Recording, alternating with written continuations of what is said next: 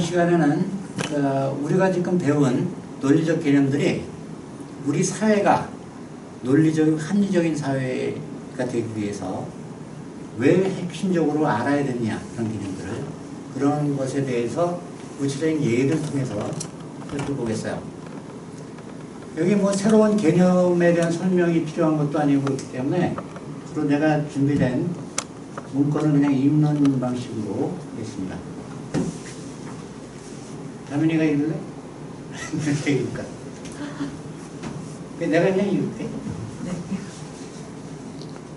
건전한 논증은 사회에서 요구되는 실제로 유용한 논증이다.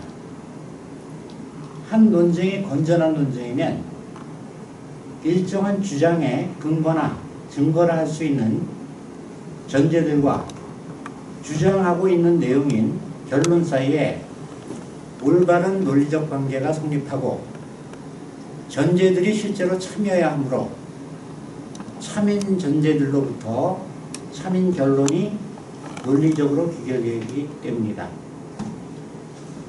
따라서 한 사회가 감성적인 판단이나 선동에 휘둘리지 않는 합리적이고 이성적인 사회이기 위해서는 그 사회 구성원의 판단이나 주장이 건전한 논증에 근거해야 합니다. 우리들의 주장이나 판단이 근거하고 있는 논증이 건전하지 못한 경우는 아래의 세 가지입니다.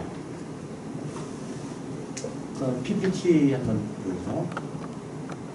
첫 번째 경우는 전제들과 결론 사이에 올바른 논리적 관계가 성립하지 않는 경우. 그건 무슨 얘기예요? 논리적인 관계니까 논증의 경우에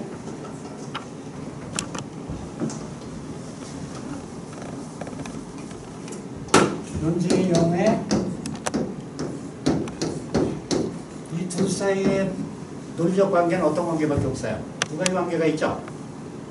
개연성의 관계하고 타당성의 관계가 있죠. 그러니까 논리적으로 좋지 않은 두 가지 경우는 어떤 경우예요? 타당하지 않거나 개연성이 높지 않은 문제죠. 자, 두 번째 경우는 건전하려면 어때야 돼요? 건전성에 대한 정의에 따르면 건전하려면 어때야 되죠? 논증이 논리적으로 좋아야 되고, 두 번째는 전제들이 실제로 참여해야 되죠. 그러니까 첫 번째 건전하지 않을 경우는 어떤 경우예요? 논리적으로 좋지 않거나 하는 경우죠. 두 번째 경우는 전제들 중 일부가 실제로 거친 경우죠. 실제로 거친 경우예요. 또 세 번째 경우, 결론을 정당화하는 근거로 제시된 전제들의 집합이 논리적 일관성이 없을 경우. 자, 무슨 얘기예요? 이 집합이 논리적 일관성이 없으면 그 타당한 논증이 돼야 안 돼요? 네. 타당한 논증이 되죠. 그러나 건전할 수 있어요, 없어요? 건전할 수 없죠. 왜 없죠? 이 일관성이 없으면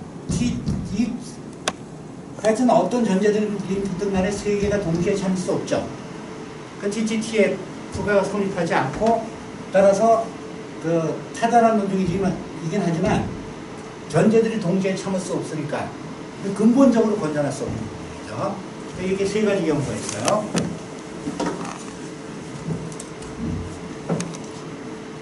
건전하지 못한 논증의 세 가지 경우는 합리적이고 이상적인 사회가 되는데 장애 요소로 작용하는 취약의 경우는 세 번째 경우입니다. 전제들이 논리적 일관성이 없는 논증은 근본적으로 건전한 논증이 될 수 있는 여지가 없는 논증이기 때문이다.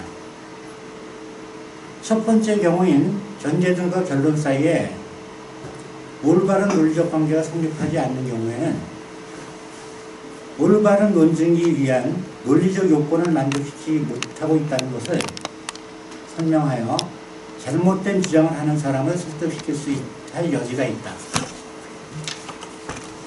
두 번째 경우인 전제들이 실제로 거치신 경우에는 거치신 전제를 찾아내서 그 전제가 거짓임을 보이는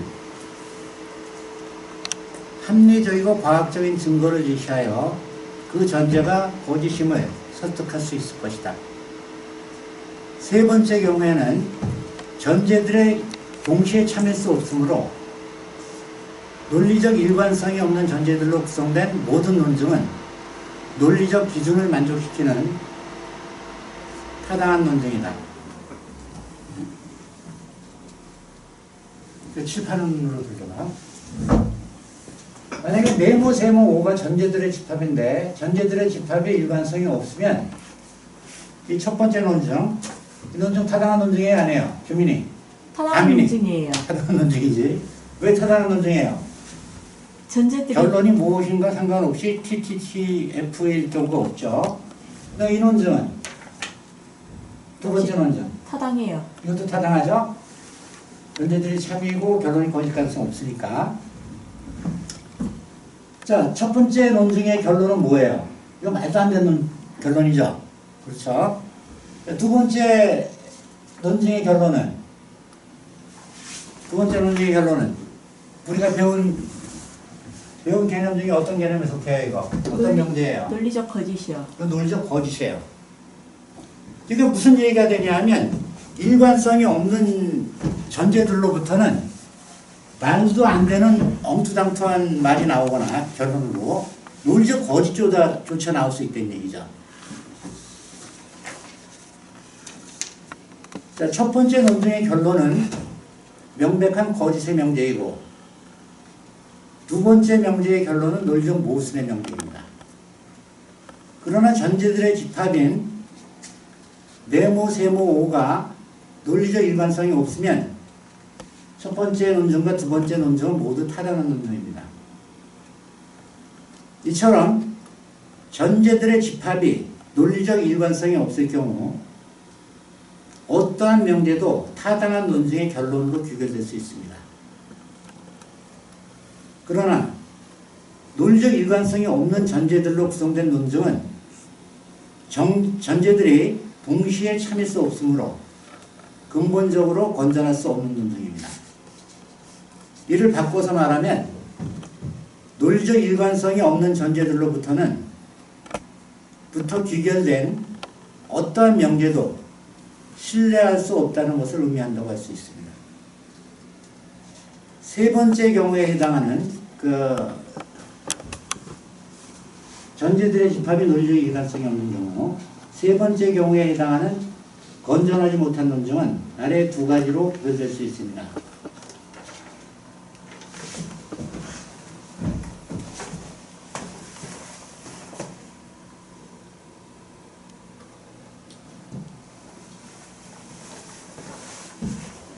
첫 번째 경우는 다민이 한번 읽어봐. 3의 1. 논증의 발화자가 논리적 일관성이 없다는 것을 인지하지 못하고 있는 경우. 두 번째 경우는 논증의 발화자가 논리적 일관성이 없다는 것을 인지하고 있는 경우. 됐어. 첫 번째 경우는 최소한 개선의 여지가 있는 경우입니다. 만약 논증의 발화자가 진지하고 합리적인 사람이라면 논증의 전제들이 모두 동시에 참을 수 없다는 것이 밝혀졌을 경우 그는 자신이 제시한 논증의 전제들의 집합이 논리적으로 일관적이지 않게 된 이유를 찾으러 노력할 것이기 때문입니다. 논증의 발화자가 전제들의 집합이 논리적 일관성을 결여하고 있다는 것을 인지하고 있는 경우인 두 번째 경우의 대표적인 사례는 논증의 전제들 중 일부가 서로 모순관계에 있거나 반대관계에 있는 명제들로 구성된 경우입니다. 두 명제가 서로 모순관계이거나 반대관계이면 한 명제가 참이면 다른 명제는 반드시 거짓이어야 합니다. 따라서 두 번째에 해당하는 논증의 발화자는 의도적으로 거짓말을 하고 있는 것입니다. 두 번째 경우에 해당하는 하나의 사례를 살펴보겠습니다.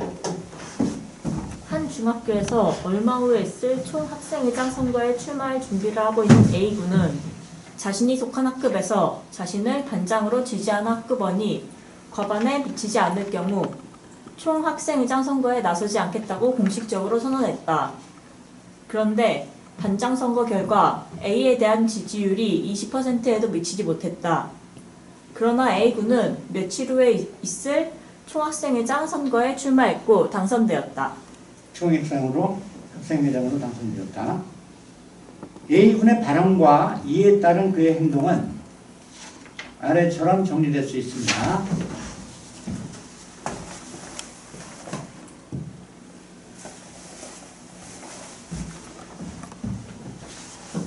1. 첫 번째. 1. A군을 반장으로 지지한 학급원이 과반에 미치지 못하면 A군은 총학생회장 선거에 출마하지 않는다. 2. A군을 반장으로 지지한 학급원이 20%에도 못 미쳤다. 3. 반장 선거 이후 A군은 총학생회장 선거에 출마했다. 그 다음에 그런데 1의 2와 2로부터 4가 타당하게 도출된다. 4. 4는 A군은 총학생회장 선거에 출마하지 않는다. 이거 좀 봅시다. 1번하고 2번이 전제고 4번이 결론. 이거 타당한 논증이 아니에요. 타당한 논증. 타당하죠? 이거 무슨 법칙이에요? 우리 배운 거 중에. 이런 구조죠. 뭐 하면 못할 것이다. 이런 얘기죠. 세모가 뭐예요? 총회장 선거에 안 나오겠다. 이런 얘기죠. 그런데 내부였죠. 두 번째 명제 20%도 못 미쳤으니까. 그럼 전공논의의 법칙이, 이거 전공논의의 법칙이죠. 그럼 결론은 뭐 유도돼요? 세모 유도되죠. 세모 뭐예요? 총학생회장에 출마하지 않겠다는 거죠. 이거 유도돼요. 자, A군의 발언과 행동을 정리한 명제들로 구성된 집합 1, 2, 3은 1, 2, 3의 집합 1,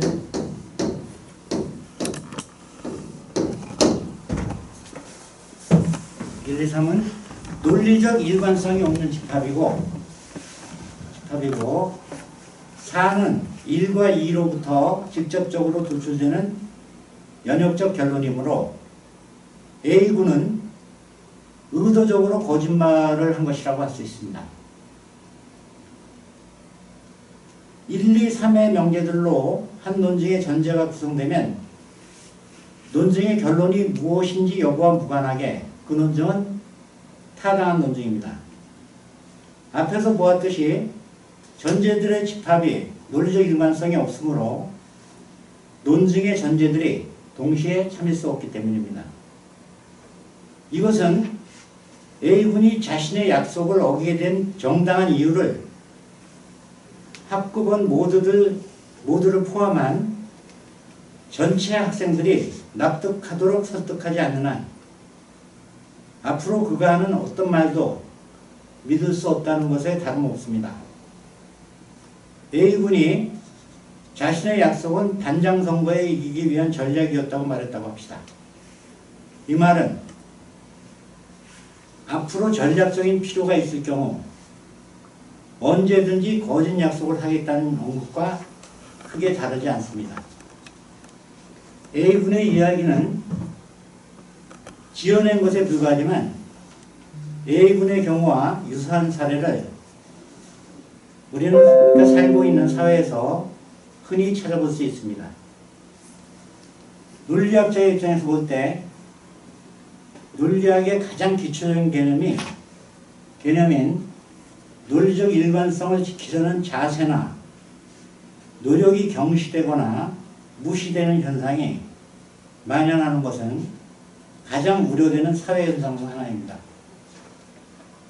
논리학의 가장 기초적인 개념인 논리적 일관성이 무시될 경우 논증이나 논의를 평가할 기준이 없어지므로 합리적인 토론을 통한 의견 수렴이 근본적으로 불가능하게 될 것이고 이에 따라 감성에 호동하는 선동이나 협작, 집단적 이기심에 입각한 편가르기 이런 것들이 판칠 것이기 때문입니다.